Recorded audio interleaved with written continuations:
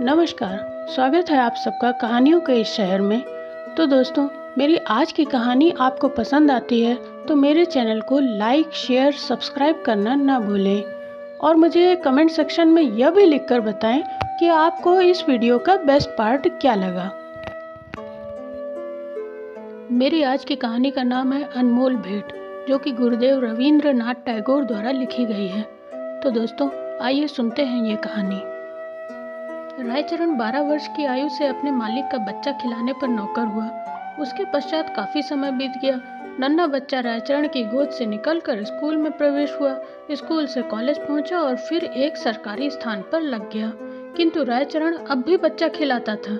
यह बच्चा उसकी गोद में पाले हुए अनुकूल बाबू का पुत्र था। बच्चा घुटनों के बल चलकर बाहर निकल जाता। जब रायचरण दौड़कर उसको पकड़ता तो वो रोता और अपने नन्हे नन्हे हाथों से रायचरण को मारता।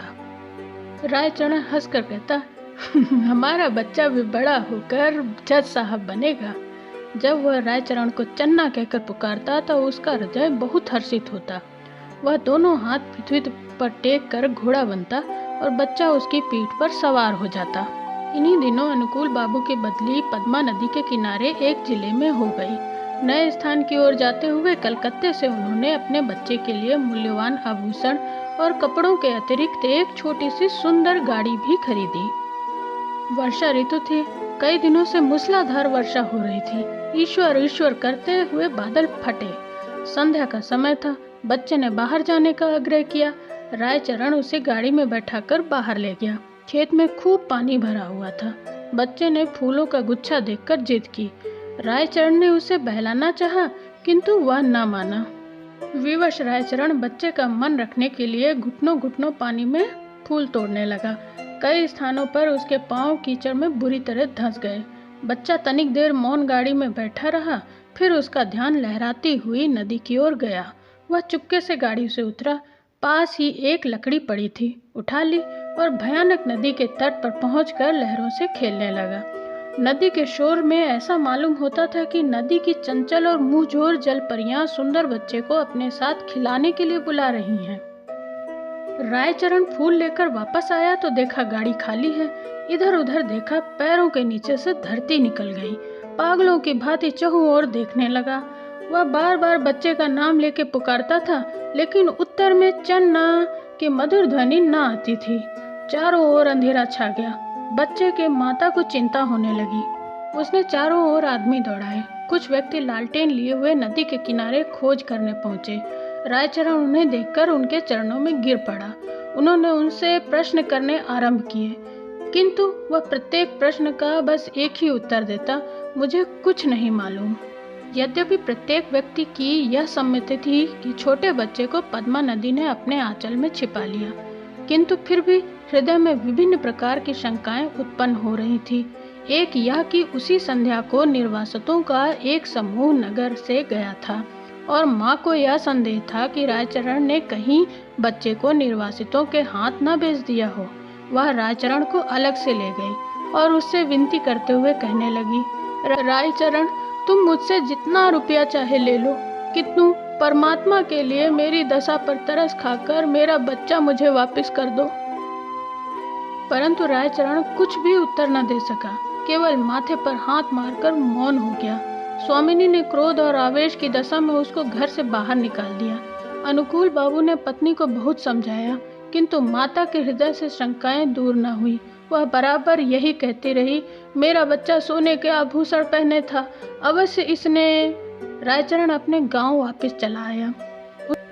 उसकी कोई संतान न थी और न ही होने की कोई संभावना थी, किंतु साल की समाप्ति पर उसके घर पुत्र ने जन्म लिया। परंतु पत्नी सूतिका गृह में ही मर गई।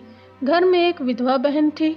उसने बच्चे के पालन पोषण का भार अपने ऊपर ले लिया। जब बच्चा घुटनों के बल चलने लगा, वह घर वालों की नजर बचाकर बाहर निकल जाता। रायचरण जब दौड़कर उसे पकड़ता तो वह चंचलता से उसको मारता। उस समय रायचरण के नेत्रों के सामने अपने उस नन्हे मालिक की सूरत फिर जाती, जो पद्मा नदी की लहरों में कहीं लुप्त हो गया था। बच्चे की जुबान खुली तो वह बाप को बाबा और बुआ को मामा इस ढंग से कहता, जिस ढंग से रायचरण का नन्हा मालिक बोलता था। रायचरण उसकी आवाज से चौंक उठता। उसे पूर्ण विश्वास हो गया था कि उसके मालिक ने ही उसके घर में जन्म लिया है। इस विचार को निर्धारित करने के लिए उसके पास 3 प्रमाण थे। एक तो वह नन्हे मालिक की मृत्यु के थोड़े ही समय पश्चात उत्पन्न हुआ।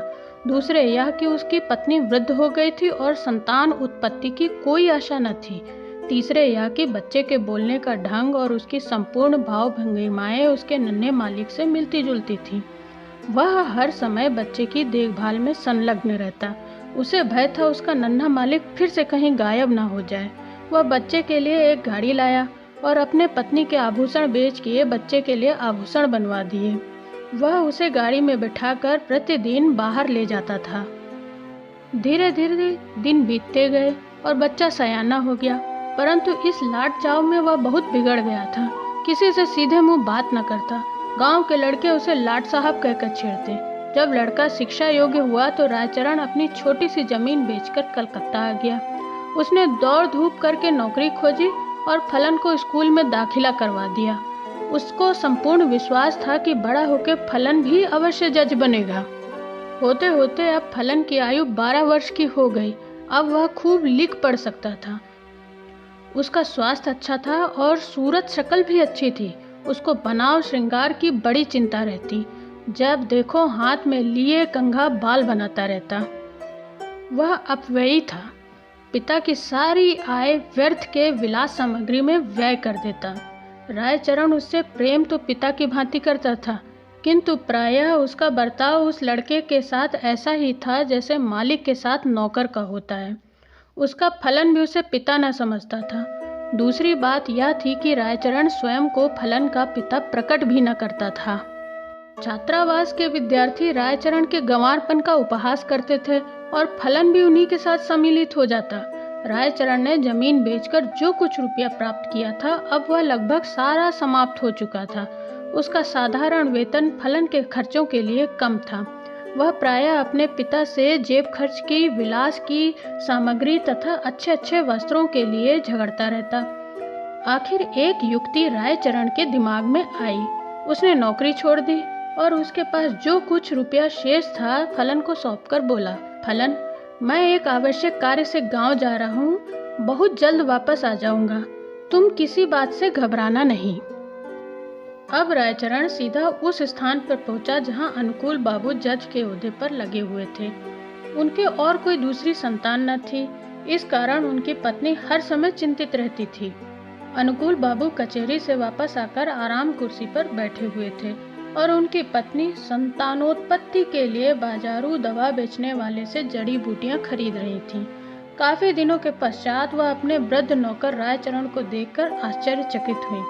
पुरानी सेवाओं का विचार करके उसको रायचरण पर तरस आ गया और उससे पूछा, क्या तुम फिर नौकरी करना चाहते हो? रायचरण ने मुस्कुराकर उत्तर दिया, मैं अपनी मालकिन के चरण छूना चाहता हूँ। अनुकूल बाबू रायचरण की आवाज सुनकर कमरे से निकल आए। रायचरण की शक्ल देखकर उनके कलेजे का जख्म ताजा हो गया और उन्होंने मुंह फेर लिया। रायचरण ने अनुकूल बाबू को संबोधित करके कहा, सरकार, आपके बच्चे को पद्मा नदी ने नहीं, मैंने चुराया था। अनुकूल बाबू ने आश्चर्य से कहा, तुम यह क्या कह रहे हो? क्या मेरा बच्चा वास्तव में जिंदा है? उसकी पत्नी ने उछलकर कहा, भगवान के लिए बताओ, मेरा बच्चा कहाँ है? रायचरण ने कहा, आप संतोष रखें, आपका बच्चा इस समय मेरे पास है। अनुकूल बाबू की पत्नी ने रायचरण से अत्यधिक विनती करते हुए कहा, मुझे बताओ। रायचरण ने कहा, मैं उसे परसों ले आऊंगा। रविवार का दिन था। जज साहब अपने मकान में बेचैनी से रायचरण की प्रतीक्षा कर रहे थे। कभी वह कमरे में इधर उधर टहलने लगते और कभी थोड़े समय के लिए आराम कुर्सी पर बैठ जाते। आखिर 10 बजे के लगभग रायचरण ने फलन का हाथ पकड़े हुए कमरे में प्रवेश किया। अनुकूल बाबू की घरवाली फलन को देखते ही दीवानों की भांति उसकी ओर लपकी और उसे बड़े जोर से गले लगा लिया। उनके नेत्रों में अश्रुओं का समुद्र सा उमड़ पड़ा। कभी वह उसको प्यार करती, कभी आश्चर्य से उसकी सूरत को तकने लगती। फलन सुंदर था, उसके कपड़े भी अच्छे थे। अनुकूल बाबू के हृदय में भी पुत्र प्रेम का आवेश उत्पन्न हुआ, किंतु जरा सी देर बाद उसके पितृ प्रेम का स्थान कानून भावना ने ले लिया और उन्होंने रायचरण से पूछा, भला इसका क्या प्रमाण है कि यह मेरा बच्चा है? रायचरण ने उत्तर दिया, इसका उत्तर मैं क्या दूं सरकार।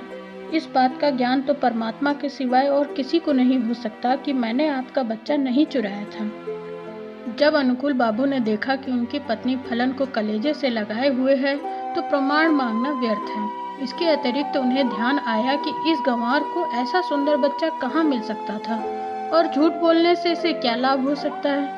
सहसा उन्हें अपने वृद्ध नौकर की बेध्यानी याद आ गई और कानूनी मुद्रा में बोले, रायचरण अब तुम यहाँ नहीं रह सकते। रायचरण ने ठंडी सांस भरकर कहा, सरकार अब मैं कहाँ जाऊँ, बूढ़ा हो गया हूँ, अब मुझे कोई नौकर भी न रखेगा। भगवान के लिए अपने द्वार पर पड़ा रहने दीजिए। अनुकूल बाबू की पत्नी बोली, रहने दो, हमारा क्या नुकसान है, हमारा बच्चा भी इसे देखकर प्रसन्न रहेगा। किंतु अनुकूल बाबू की कानूनी नस भड़की हुई थी। उन्होंने तुरंत उत्तर दिया, नहीं, इसका अपराध बिल्कुल क्षमा योग्य नहीं। रायचरण ने अनुकूल बाबू के पांव पकड़ते हुए कहा, सरकार मुझे न निकालिए, मैंने आपका बच्चा नहीं चुराया था, बल्कि परमात्मा ने चुराया था। अनुकूल बाबू को गंवार की इस बात पर और भी क्रोध आ गया। बोले, नहीं, अब मैं तुम पर विश्वास नहीं कर सकता, तुमने मेरे साथ कृतज्ञता की है। रायचरण ने फिर कहा, सरकार मेरा कुछ अपराध नहीं। अनुकूल बाबू तेरियों पर बल डालकर कहने लगे, तो फिर किसका अपराध है। रायचरण ने उत्तर दिया, मेरे भाग्य का। परंतु शिक्षित व्यक्ति भाग्य का अस्तित्व स्वीकार नहीं कर सकता। फलन को जब मालूम हुआ कि वास्तव में वह एक धनी व्यक्ति का पुत्र है तो उसे रायचरण की इस चेष्टा पर बड़ा क्रोध आया। उसने इतने दिनों तक क्यों उसे कष्ट में रखा। फिर रायचरण को देखकर उसे दया भी आ गई और उसने अनुकूल बाबू से कहा, पिताजी इसको क्षमा कर दीजिए, यदि आप इसको अपने साथ नहीं रखना चाहते तो इसकी थोड़ी पेंशन कर दें। इतना सुनने के बाद रायचरण अपने बेटे को अंतिम बार देखकर अनुकूल बाबू की कोठरी से चुपचाप निकल गया। महीना समाप्त होने पर अनुकूल बाबू ने रायचरण के गांव कुछ रुपया भेजा, किंतु मनी ऑर्डर वापस आ गया क्योंकि गांव में अब इस नाम का कोई व्यक्ति न था। तो दोस्तों, ये कहानी बस यहीं तक। मुझे उम्मीद है कि आपको पसंद आई होगी। अगर आपको मेरी यह कहानी पसंद आई है तो मुझे लाइक करें और इस कहानी को अपने दूसरे दोस्तों के साथ शेयर करें और मेरे चैनल को सब्सक्राइब करना ना भूलें। मिलते हैं जल्द एक नई कहानी के साथ, तब तक के लिए धन्यवाद।